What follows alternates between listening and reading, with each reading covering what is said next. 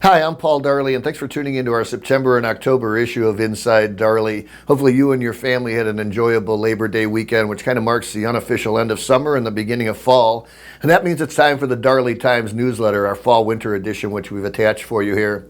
And in there you'll find, one of the interesting things you'll find is on an internship program that we had this year. We had about a dozen interns, which is kind of common for us, but they really brought a lot of energy. We made sure we gave them very purposeful work. They gave a great report out to our managers on the way. And so I look at our family business over the years. Has had a lot of great employees come to us through internship programs. Shane Sullivan, head of our engineering department in Chippewa Falls, was an intern in 2007. We had Peter Capulli, who's instrumental in our defense division, was an intern with us in 2008.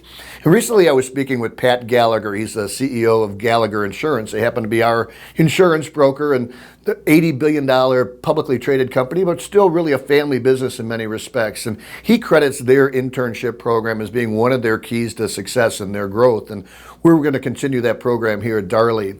We're also making sure that we as a business do everything that we can to increase the odds of us continuing on in our fourth and fifth generations. And, it's interesting, the chances of us going to that is less than 1% statistically. And in order to increase those odds, we really study a lot of other family businesses. We study a lot of family business programs. And there's really some key tips that companies should do. And first is making sure you have a family constitution, which incorporates a family participation plan or family employment policy. Make sure you've got a good outside board of directors like we do, a strong family council.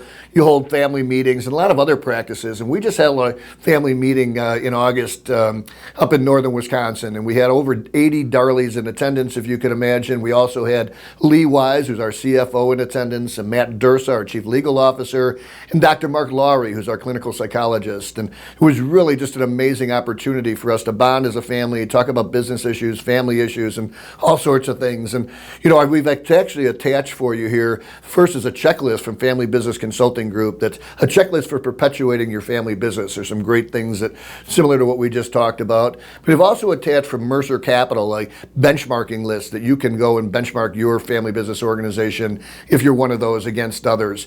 I'll tell you, we talk a lot about family business, but most of the customers we serve are in the military or firefighting communities, and those are very similar to family businesses. When you look at the Department of Defense, roughly 80% of all people entering the military have had a relative in the fire service or in the military.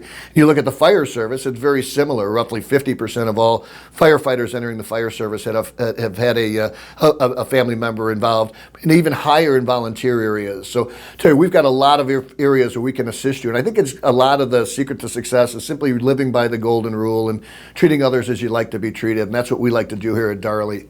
So, hey, thanks for tuning into this issue of Inside Darley. If there's anything we can be doing to support you, we hope you'll reach out to us.